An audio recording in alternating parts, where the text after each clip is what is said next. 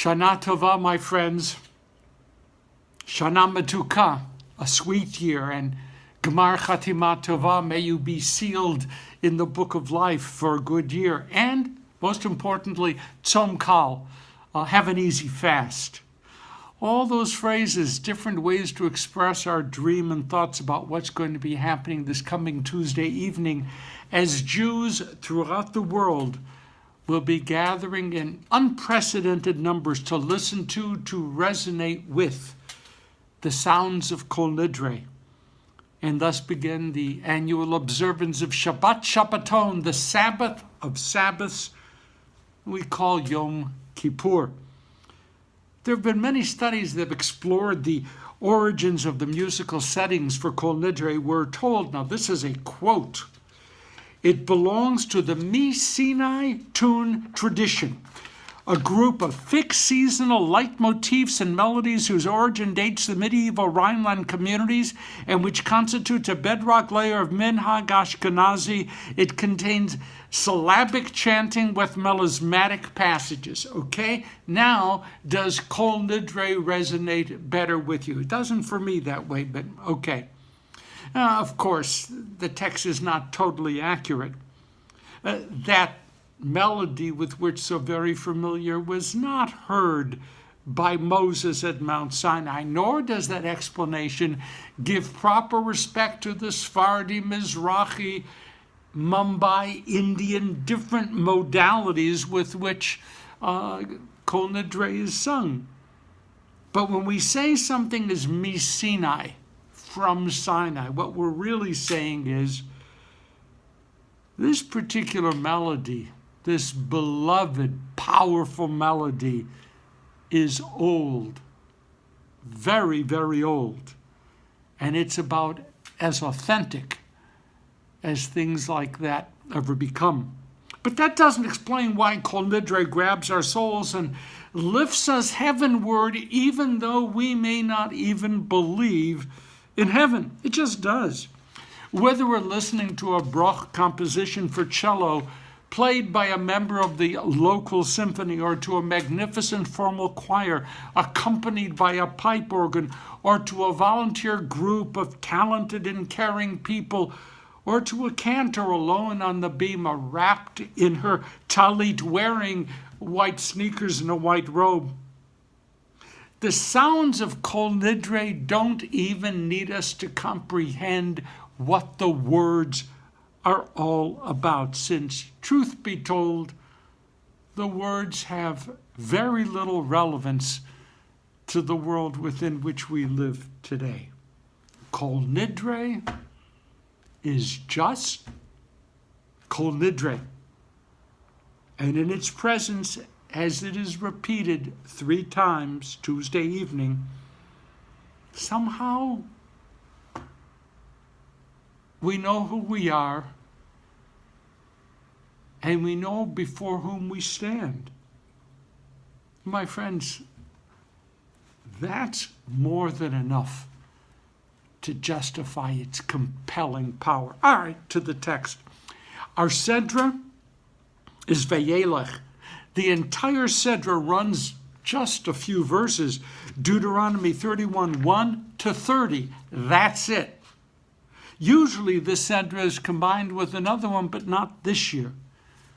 And where are we? Moses' last day on earth is coming to an end.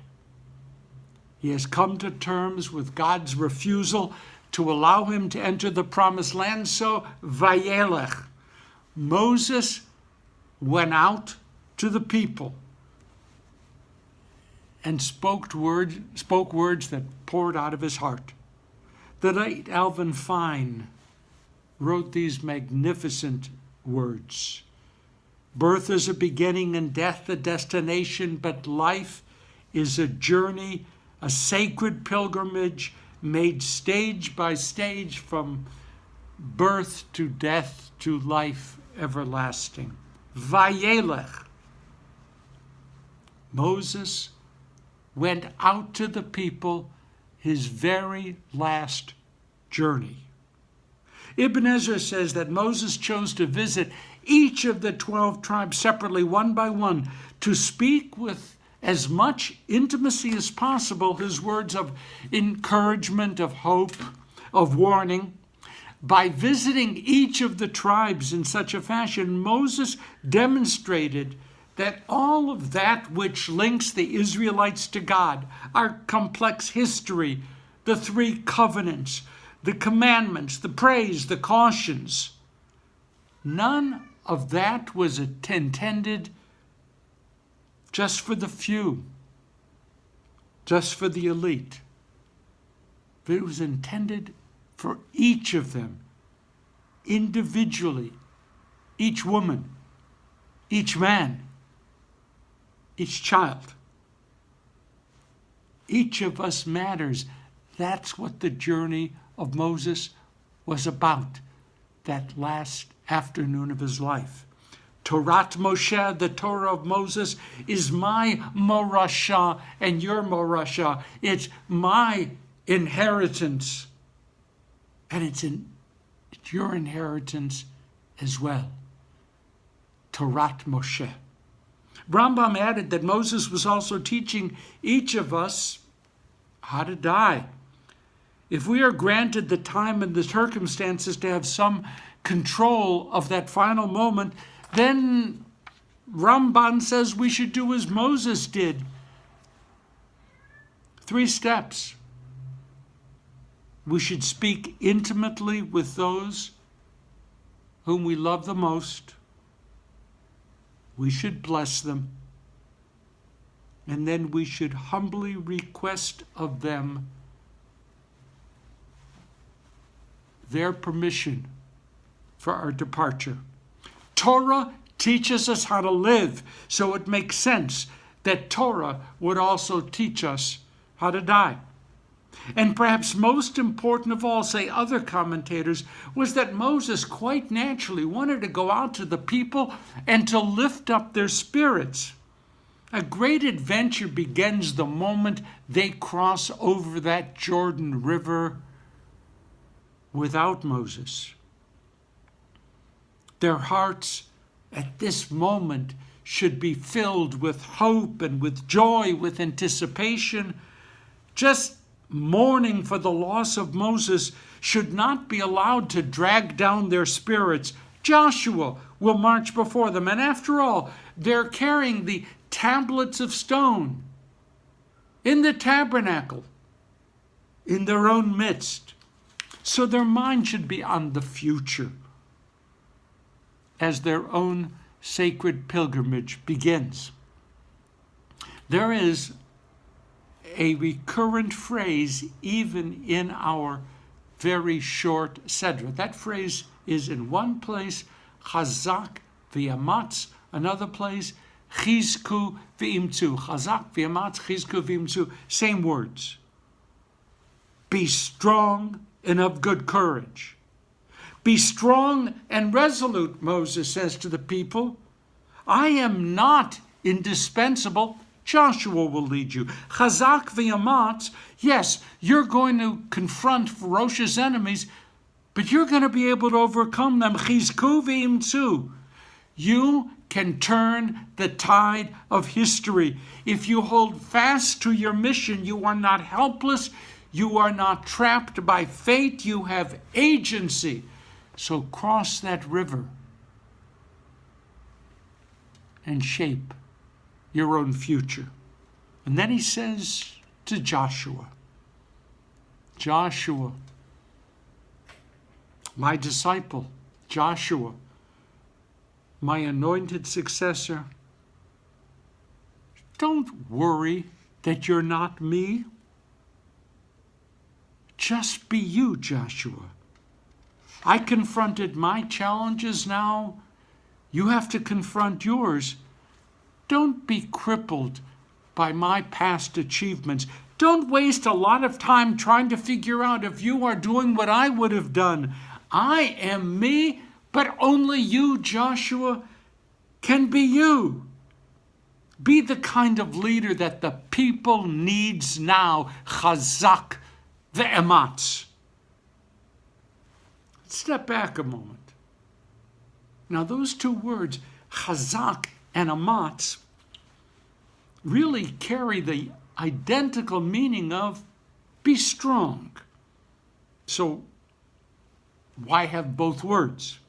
Pinchas Peli, whose writings I love, offers a keen insight. There is chazak and there is amatz.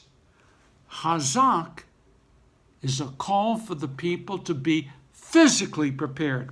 Hey, you're going to need an army. You will need weapons for your soldiers. You will need a chain of command as well as organized supply chains. Your soldiers will need to be well trained. Your commanders will have to understand their particular task. Chazak. Chazak. Be strong. Be ready for any challenges that come your way. So that's the chazak part. What about the amatz part?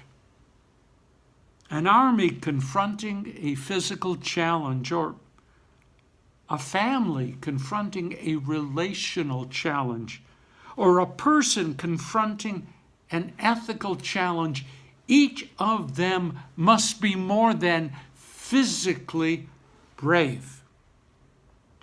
The IDF, Tzahal, the Israel Defense Forces, operates with a mission statement that includes what is called Torah HaNeshek. In English, we'd translate that as purity of arms. True victory is won by a well-prepared military operating with a clearly defined code of conduct. Israelis today know and understand that each time that they fail that litmus test, they are failing to defend their people's future, no matter how glorious a battlefield victory just might appear. And, okay, so an army has to have a set of ethical standards by which it operates, chazak and amatz. It's no different in a relational struggle. Relationships are never a zero-sum game. Healthy relationships are never power struggles. Healthy relationships are founded upon a commitment to see the other as B'Tselem, in the image, B'Tselem Demut Elohim, in the very image of God. When you see another person, when you are in relationship with another person, you are to see, feel, understand, know that person to be an image of God. No more and no less than we are. And finally, and as we struggle to chart our own personal way into our own promised lands, chazak, being strong, is never enough. Amatz is required of us personally as well. As we are expected to see ourselves securing our successes in a way that never violates those moral and ethical standards by which we would wish the entire world to be governed. That's chazak, that's amatz, that's what Moses went out to tell the people on the very last afternoon of his life. There we are. Yom Kippur is almost here. Kol Nidre's ancient sounds from multiple traditions will penetrate our souls. Chizku v'imtzu, my friends. Be physically strong and be of strong moral courage in all of your undertakings. And please, before you go out there on your next journey, please hit share so that others might walk along with us. Gemar Chatima Tova. May you be sealed in the book of life for a good year. Shabbat Shalom.